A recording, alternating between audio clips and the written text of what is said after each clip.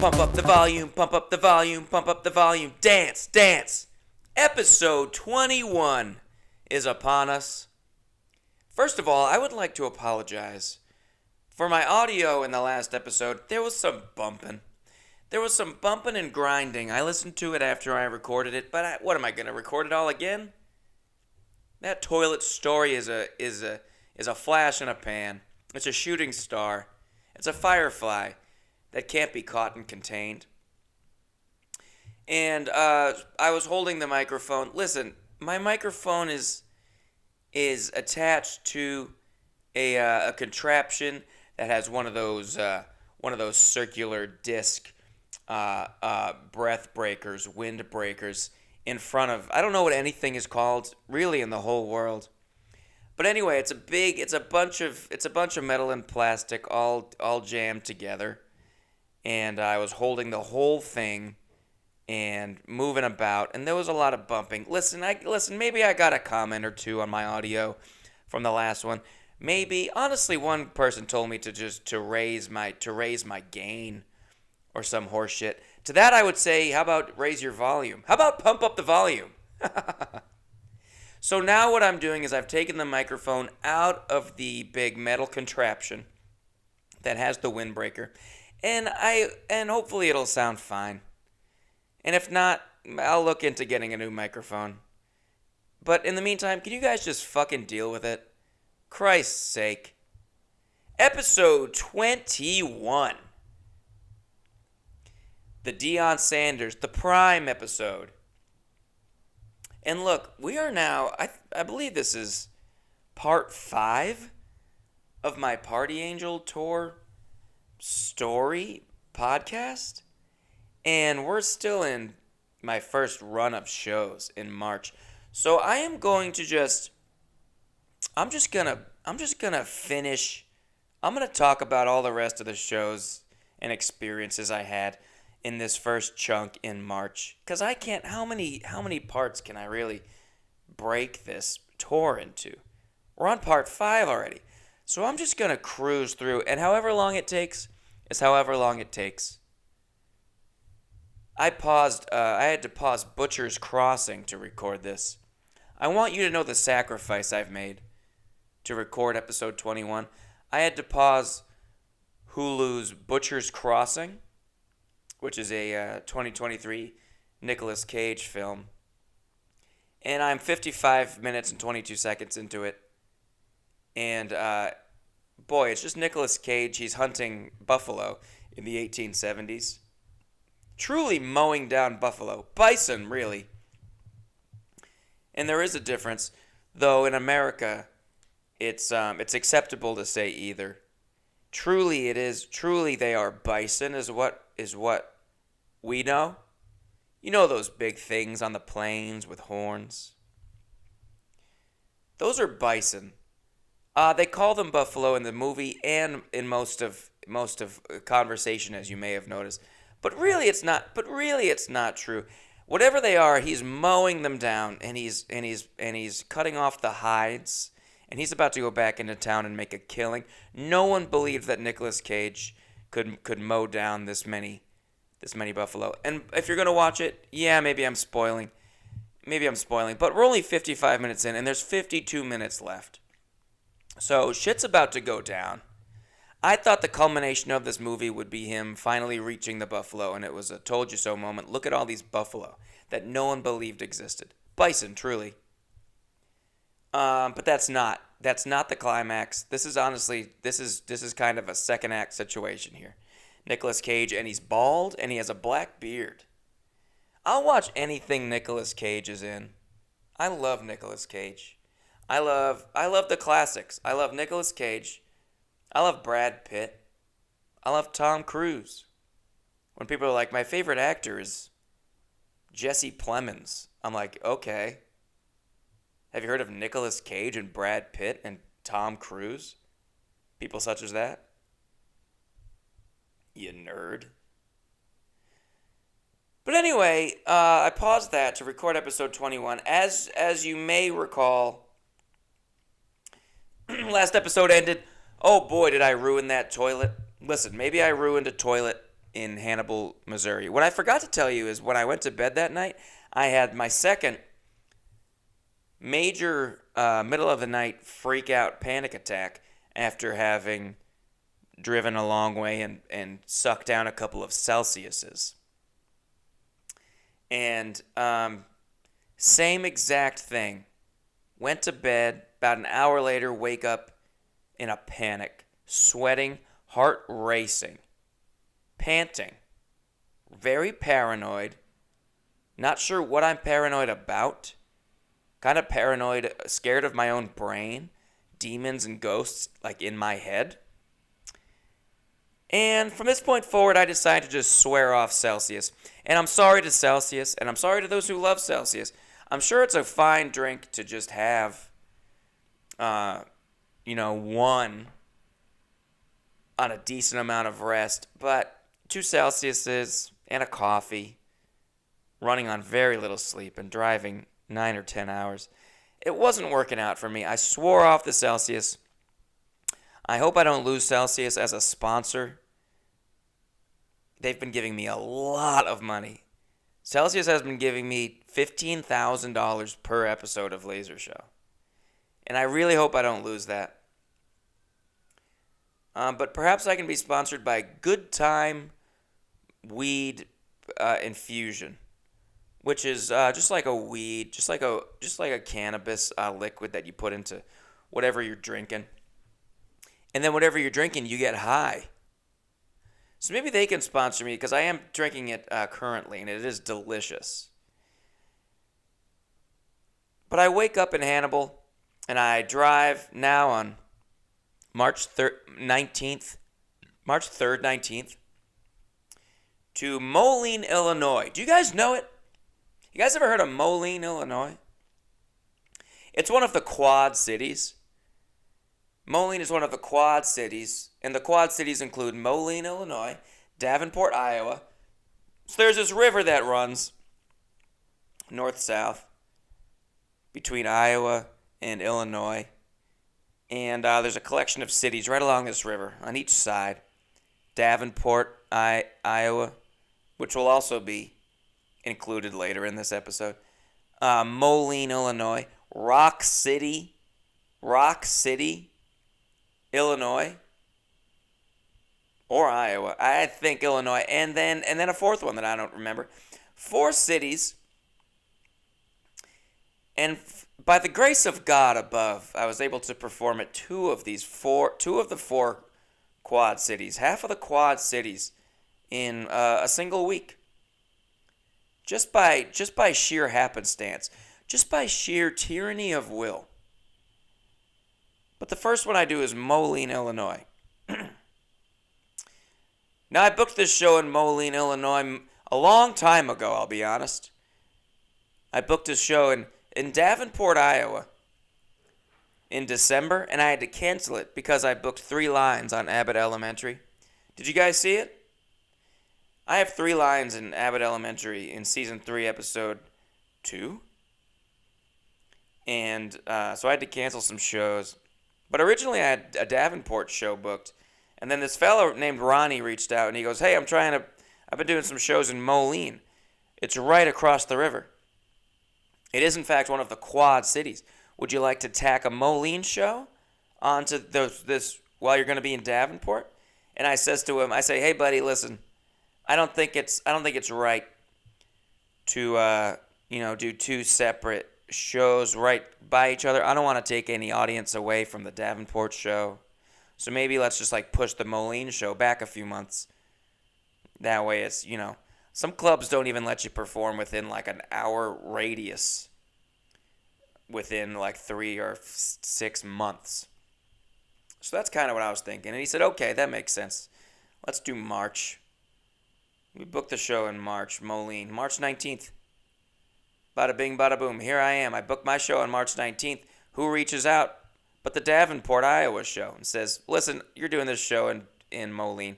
Let's just come do the Davenport show." So I did end up just doing the 2 shows back to back anyway. And guess what? Both sold out.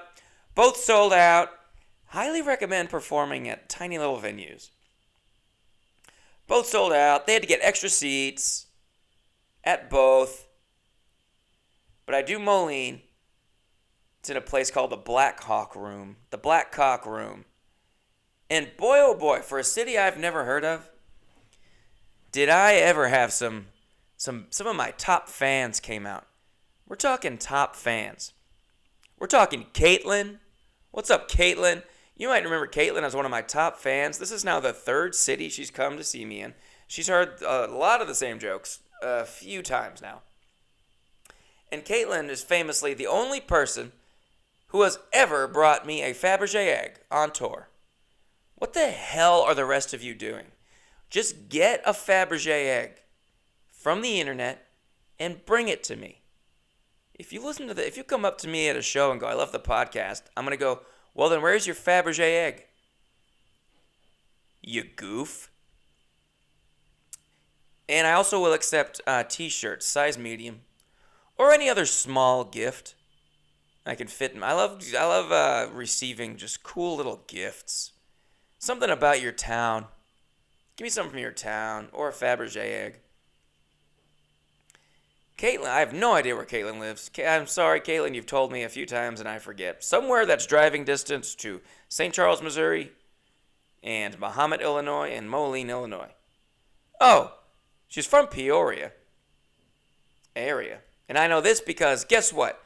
Guess what she did that none of the rest of you fuckers are doing? She brought me a second gift. She brought me a t-shirt size medium. She listens to the podcast. She makes it to the Elk. Caitlin brought me a t-shirt that says the Peoria Penicillin, which is a minor league baseball team is the Peoria something, and then once a season they do like a themed night. Much like my very own Pawtucket Red Sox, and I refuse to call them the Worcester Red Sox, the Woo Sox, who stole my AAA affiliate, Pawtucket Red Sox, and moved them to Worcester. How can you do that? How can you spurn McCoy Stadium? I have not been to the new Worcester site, and I don't plan on it. But the Pawtucket Red Sox was a Boston Red Sox affiliate, and they did a one night they were the Pawtucket Hot Wieners. Because Rhode Island, of course, as you know, is known for their hot wieners. So I have a Pawtucket Hot Wieners shirt. If you've ever seen me in any of my sketches or anything wearing a Pawtucket Hot Wieners shirt, that's what that is. And Caitlin gave me the equivalent. The Peoria, I don't know what their normal name is. But they did so penicillin was discovered or created. Or at least the creator was born, one of those things, in Peoria, Illinois. And also, later on, I would, on my drive home after the end of this tour or drive back to the airport, I drove through Peoria, Illinois. Pretty little town. Pretty little town. I drove through some random pretty little towns. Dubuque, Iowa? Who the hell would have thought Dubuque, Iowa would be such a pretty little town? I didn't know Iowa had any pretty little towns. And no offense, Iowa's just very flat and pretty boring. And man, I drove through Dubuque and I went and I started Googling Dubuque comedy clubs. I was like, I want to come back here. What a cool little manufacturing looking stone and brick right on a hill, right on the river by the bridge looking town. Everything all packed in there. Cool little town I drove through. But Caitlin brought me a t-shirt. Thank you, Caitlin. I will post a picture of the t-shirt and a cool picture that me and Caitlin took on Instagram. And I also, guess who else came? So there's this couple that came to see me at a show in Asheville, North Carolina. Their names are Brian and Vera. And they came to a show in Asheville. And this was on my tour where I lost my suitcase. Remember that? So they saw me and they came to see me on this show and I had lost my wallet. Every time these people see me, I'm really down and out. So they came and it was Brian's 50th birthday. So they brought a party bus. A party bus full of 20 people.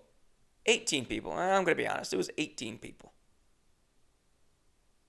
To this show. And it was a really cool party bus. It wasn't like your regular just black party bus. It was like it was a bus. It was a bus. Like a school bus that had been painted. And they bring this bus to an annual bike-a-thon in Iowa City, I believe it is.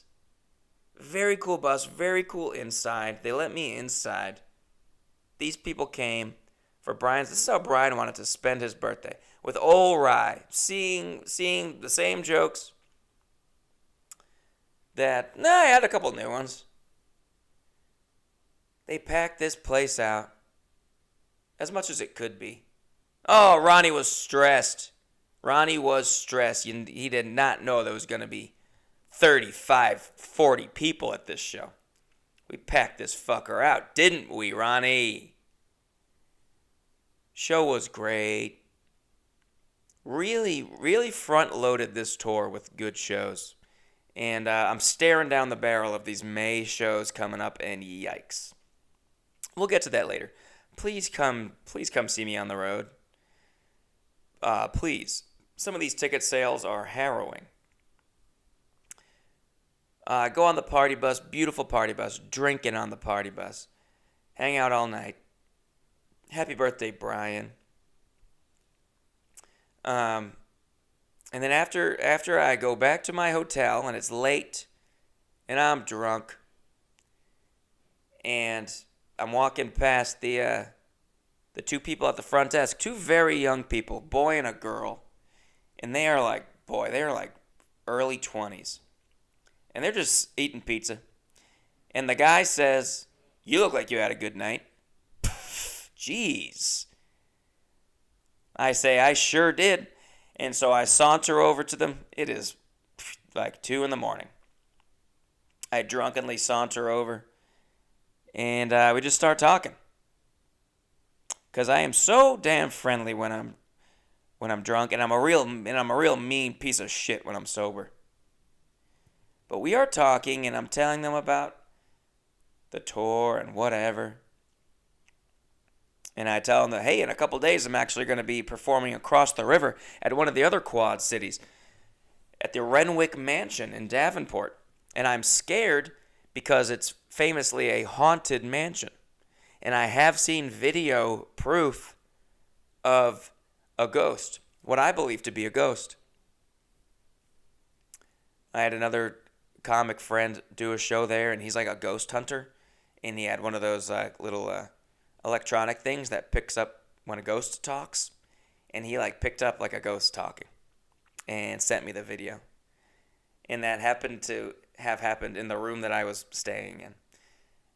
This was a few years ago. And that night I did not sleep at all.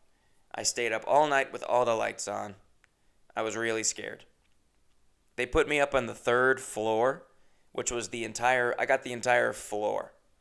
First floor is where they do the show. Second floor is like 8 rooms. Then the 3rd floor is just the entire open floor plan. And they put me in there, and I was really scared. That was way too much space for a room that I now know has a ghost in it. So I was telling them about how scared I was of ghosts, and we just started talking about ghosts. And this guy's really into ghosts. The girl's like, "You want some pizza?" I'm like, "I would love some pizza, yeah." They had just ordered pizza, like Domino's pizza. And they gave me a slice of pizza. And we're just standing at the hotel front desk talking. And it comes up that I'm doing comedy at some point. And they say, "Oh, okay, you're here for the show." And I'm like, "Yeah, I have tour posters." They're like, "I want a tour poster." So I go out to my car and I give them a tour poster. I gave them each a tour poster. Who knows what they did with it? But I hung out with these two people for an hour, just standing at the front desk, yapping and eating pizza. And I was like, I have got to go to bed. Went to bed. When I woke up in the morning, there was a different person at the front desk. Middle-aged black woman. I walked out and I'm checking out. I go, "Hey, I'm checking out of this room." And she looked at her computer and she goes, "Mr. O'Flanagan?" I go, "Yep." And she goes, "Oh yeah, the other people last night were there." Or she goes, "Oh, you got the whole staff talking about you." I was like, "Oh, I guess I made quite an impression." drunkenly blabbering at these folks till 3 in the morning. Like, oh, I got the whole staff's talking about you. Made quite an impression in Moline. And from Moline, I head north to 3 shows in Wisconsin, 2 in Eau Claire, and 1 in Chippewa Falls. I'm now getting into the shows that I had to cancel for Abbott Elementary. But my first show in Eau Claire is as far as I can recall, my very first corporate show. I had never done a corporate show, I don't think. I forget everything. I don't remember major things that have happened in my life. I don't remember what's even gone on in Butcher's Crossing. I forget. But I did a show for the Mayo Clinic, and it was a bunch of nurses. It was about 100 nurses and a couple of social workers. And it was like 98 women and 2 men. And it was just in this banquet room. And this show was gotten by the guy who booked the club that I would do the next day. So I trust this guy, and it paid pretty well. But it was a 6 p.m. show. The sun was high in the sky.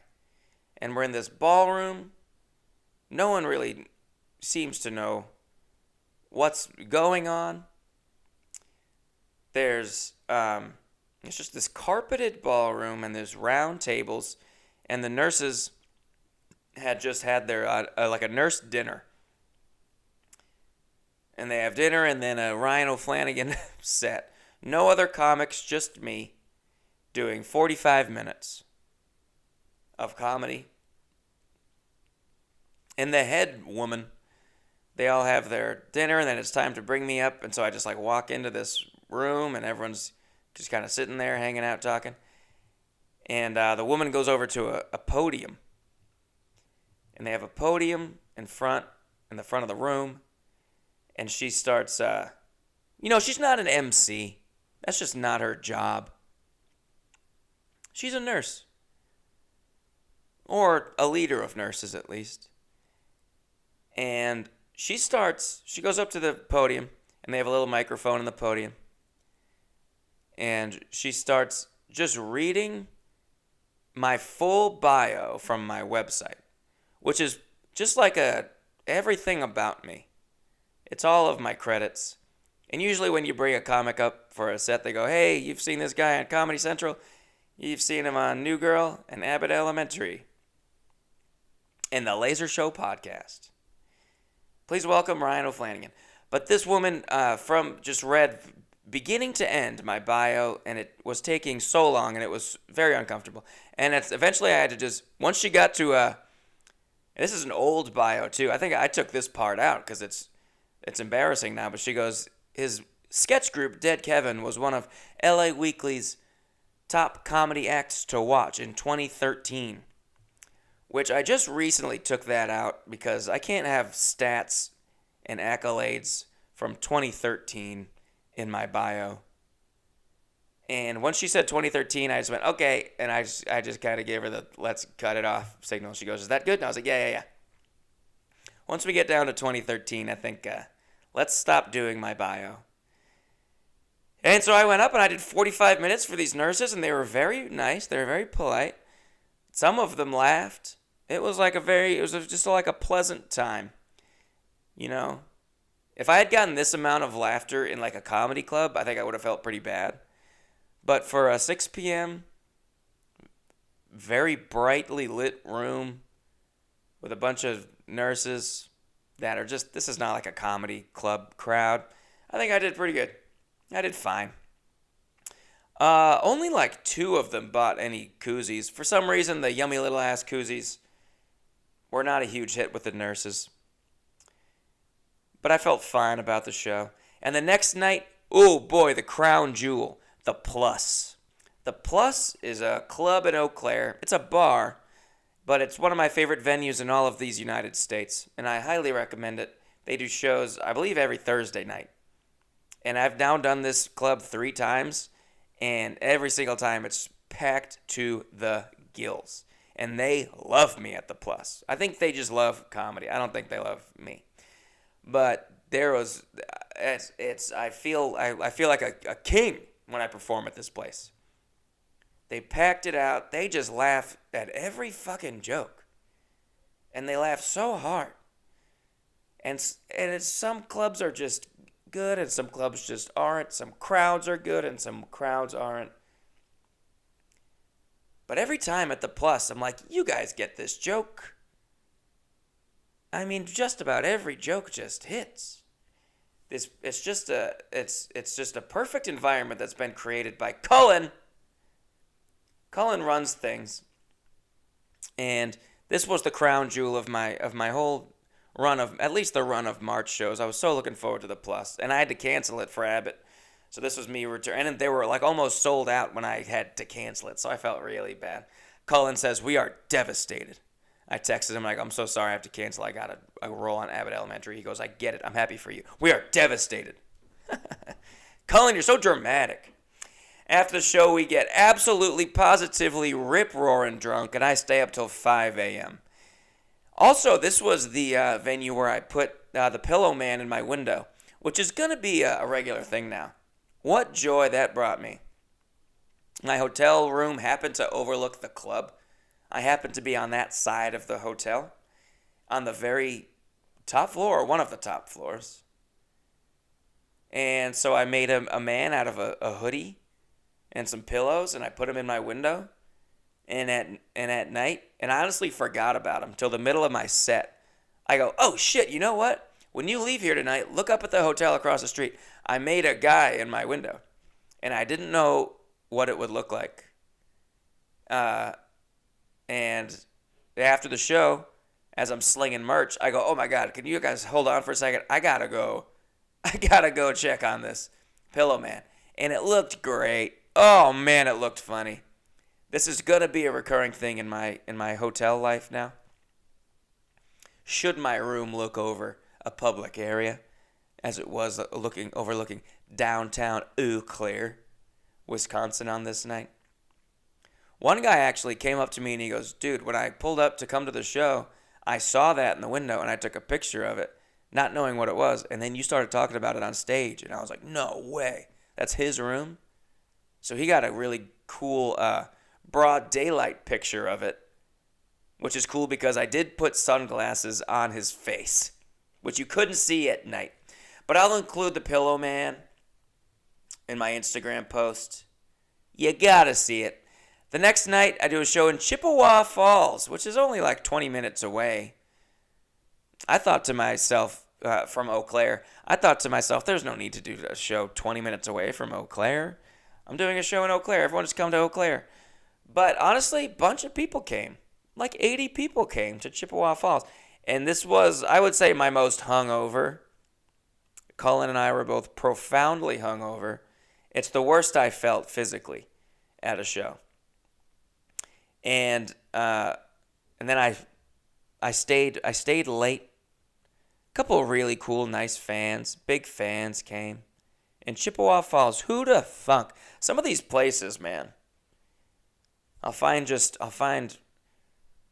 the sweetest, nicest people that have been following me for so long. And they just live in, they're like, "Nah, Chippewa Falls is actually the big city from, we live wherever, in the sticks or whatever. And, but we love you." And it always makes me feel good as hell. So I stayed for a while after the show in Chippewa Falls, hung out with some folks. And I was hanging out with one of the bartenders. She was the bartender from the show. This poor girl, she was so stressed. She was the only bartender upstairs where the show was. And she was stressed to the gills. Because more people came than any of us could have expected. I don't know what happened. Very cool bar. The view on Lake Wissota. And they have like games downstairs. Claw games. Things such as this. That's where I made out with the...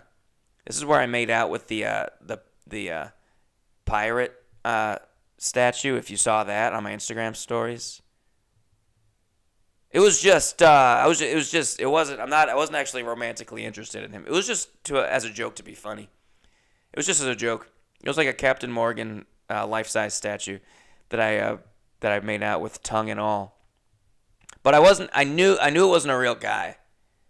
Just so you know, I didn't think that was some cool guy named Chad. I was doing it basically as a joke to be funny.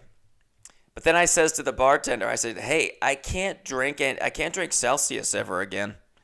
And I have 8 Celsiuses left in my car. Do you want them?" She goes, "Yeah." So I gave her 8 Celsiuses.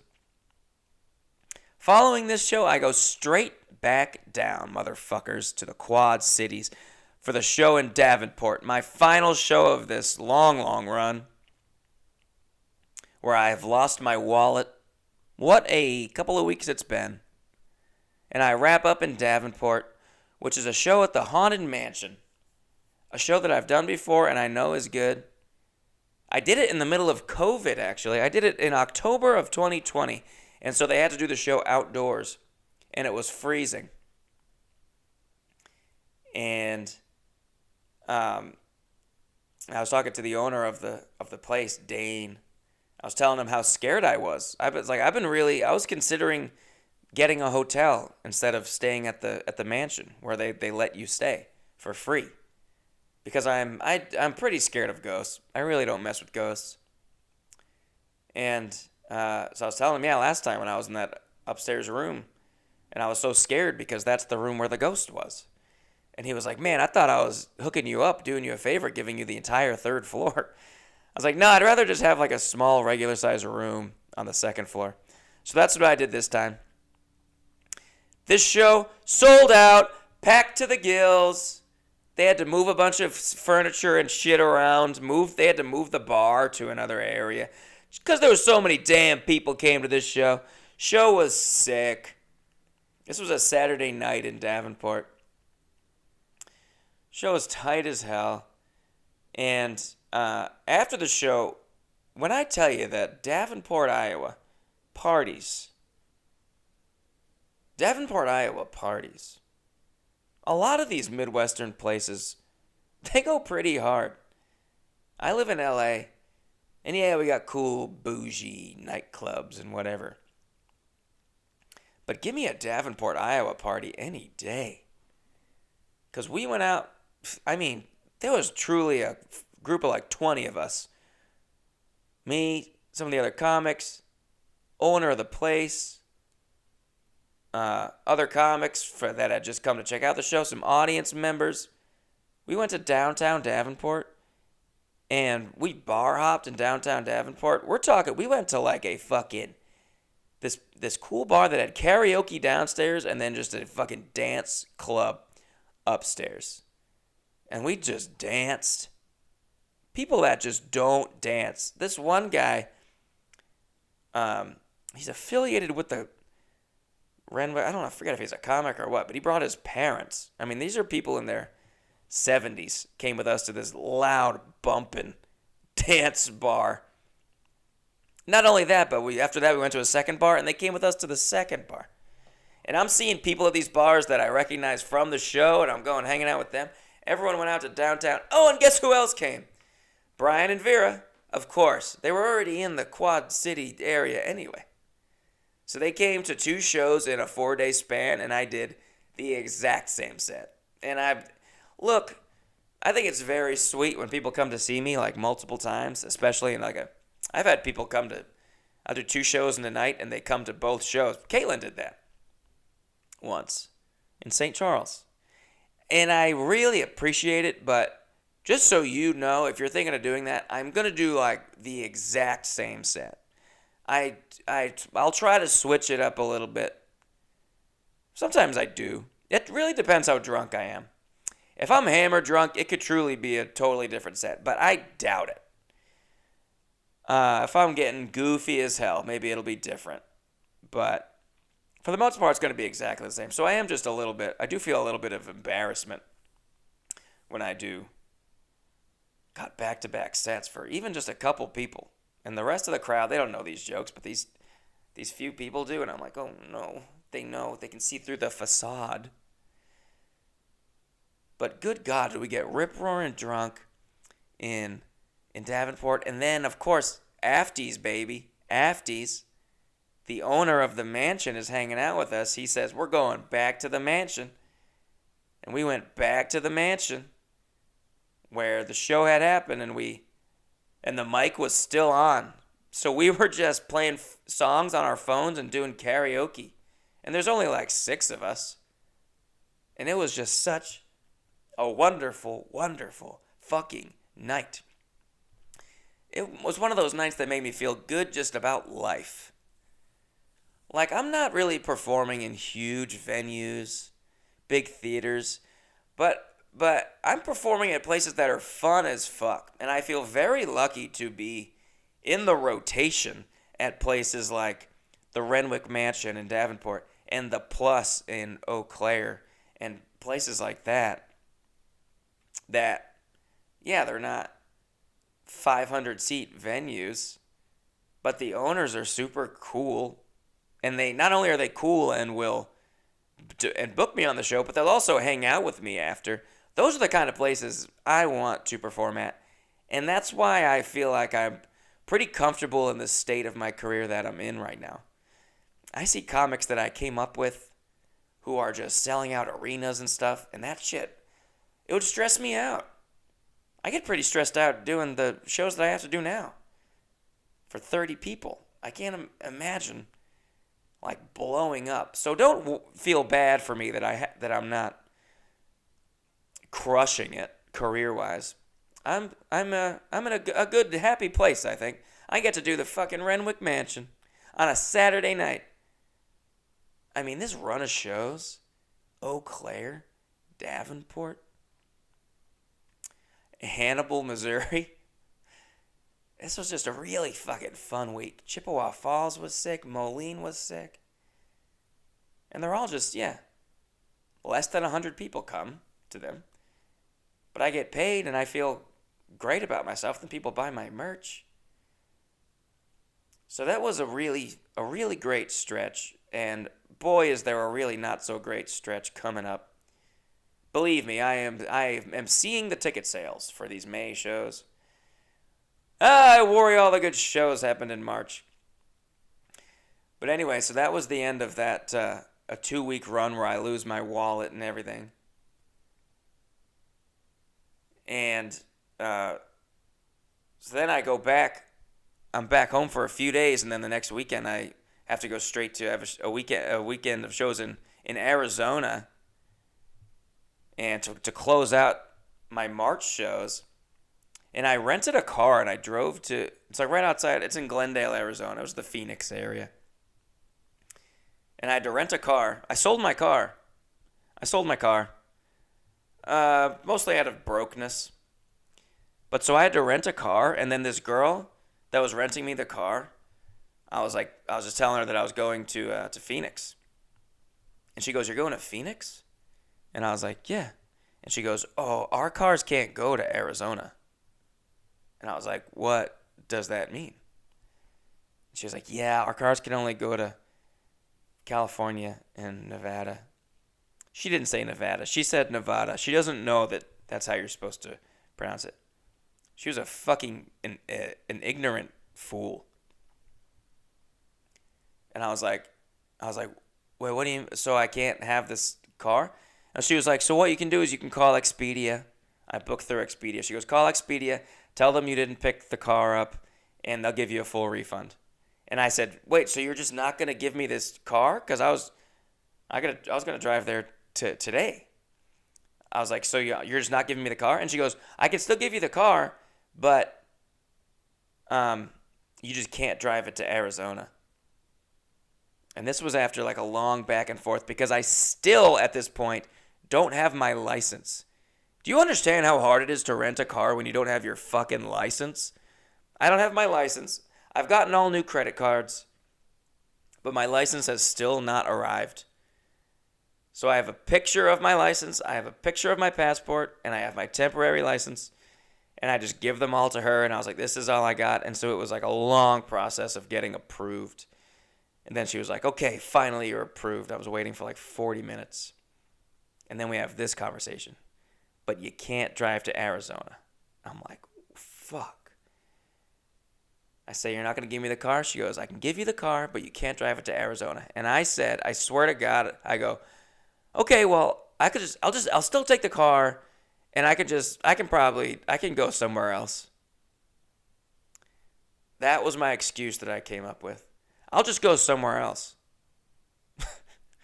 Just change my plan.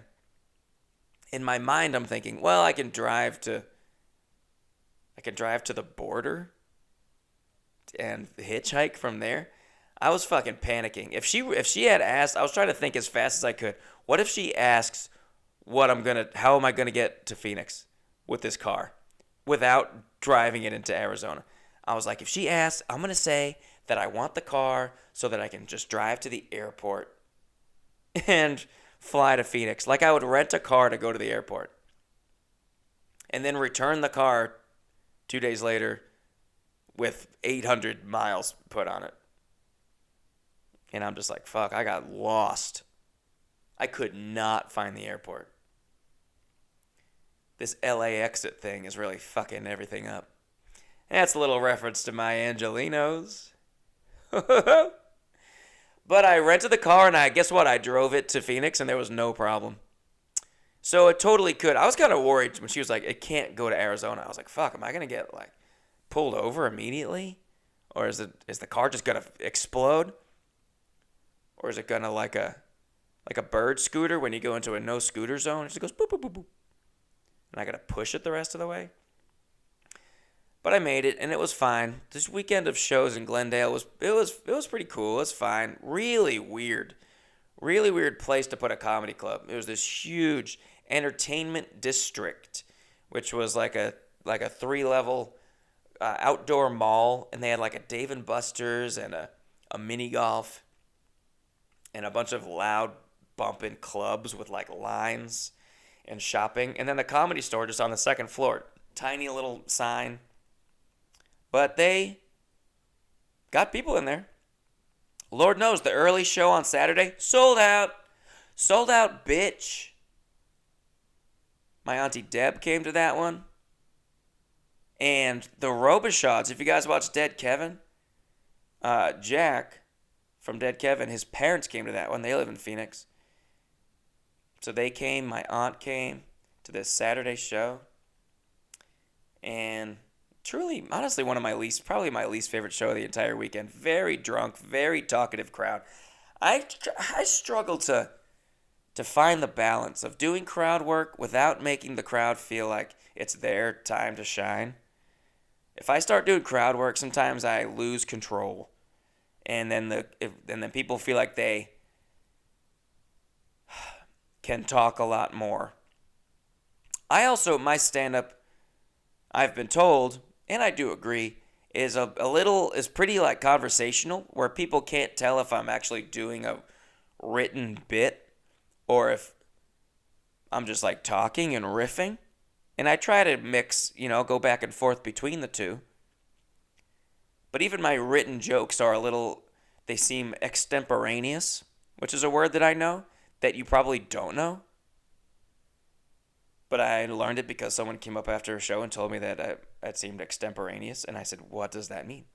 And it seems like I'm making it up on the spot. And which is great. That is what I'm going for. I want my show to feel like a hang. I want it to feel very casual. And obviously a lot of my jokes are written. Some of it is riffed. Some of it is a little crowd work here and there. But people say to me a lot, and they told me a lot this weekend in Arizona. I got that note a lot from a lot of people. So I guess I was just very, very casual this weekend. Perhaps I was coming off of an exhausting week of shows, getting hammered drunk, and I lost all of my possessions. And I was probably just very tired and very sick. Oh, I was very sick. I got super sick after Davenport. And I was talking to one of the other comics who came out with us. Shout out Catherine Gongaware. Talented ass comic. Texting her, and I was like, are you sick as fuck? And she was like, yeah, I'm sick as fuck. So Davenport, Iowa parties, and they don't wash their hands. A couple cool notes from the Arizona weekend is a guy I believe his name is Mike. I wrote it down. I wrote it down. Yeah, a guy named Mike, huge fan. Come and also after the show, there's like a bunch of bars in this entertainment complex, and I couldn't get into any of them because I had my paper ID, and they were like long lines, like bouncers, fucking stressful places to get into. Then I finally get to the front of the line, and I try to give a paper ID, and a couple places were like, nope. But they pointed me to a lesser attended bar in the complex that no one wanted to go to.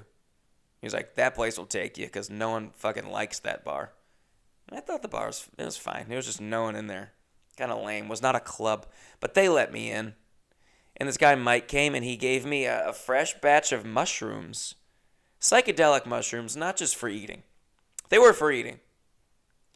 But they were psychedelic mushrooms. Mike, I haven't done them yet. I haven't done them, but I will report back. I did just do a Yosemite trip this past weekend, and the idea was to do all sorts of psychedelics. But I ended up just not sleeping at all, and then that made me feel as goofy as I needed to feel. Yeah, I did a couple little mushies. Who am I kidding? But not yours, Mike. But thank you. And then second night, I believe it was the second night. No, this was still the Mike night. Hanging out for a while, taking pictures, doing shots, having drinks with this big group of people. There was a birthday party of 16 people that came. And hanging out with them at the only bar that would let me in. And then, like 1 a.m., I go into the bathroom. And I had picked I believe a pimple right on my lower lip earlier, like before the shows. This was 6 p.m. And there was just this big glob of dried blood on my lower lip. And it had been there, I have to assume, all night. Both shows, meeting the other comics, just scab, dried blood from the tiniest little pimple. And I go back out to this group and I go, hey, why did no one tell me I had just a clump of dried blood about the size of a chiclet on my lip? And they were all like, well, we couldn't even, they all knew. Like, what are you going to tell someone that they have dried blood on their face probably from a pimple? It's clearly not from shaving. You can't really tell someone. You can tell someone if they have like a little something, a glitter, perhaps even a little something in their teeth, maybe even perhaps a little booger. But yeah, it's really hard to tell someone that they have like dried blood on their face. It's just like something that you don't want to bring up. So, in their defense, I do understand, I suppose. But I was very embarrassed, and I made sure the next night to not have fucking dried blood on my face. Also, so night 2, this will be the last story. Not even a story. One of my favorite instances of any shows. Late night, Saturday night show. This guy sits in the front row wearing an IRS shirt. What up, Jake? I don't know if he listens to the podcast, but he's a huge fan, obviously. He's wearing an IRS shirt right in the front row. Front row. And so I met him after. I talked to him during the set, and I met him after and got a picture with him. Yeah, I'm going to include that picture on the Instagram. This dude bought an exact replica of my IRS shirt, which you can just buy, by the way. Someone commented, like, you should sell the IRS shirt as merch. And I'm like, you can just go on Amazon and buy them. I don't own the rights to the IRS, but not yet. Not yet, I don't. And thus ended my run of shows in March. Had all of April off. And folks, I really encourage you to come see me on the road in May.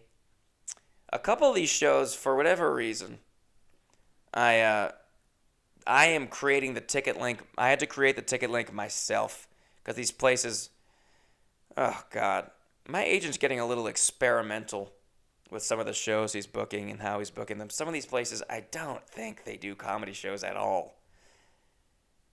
But I have a couple that I have to do the actual Eventbrite for.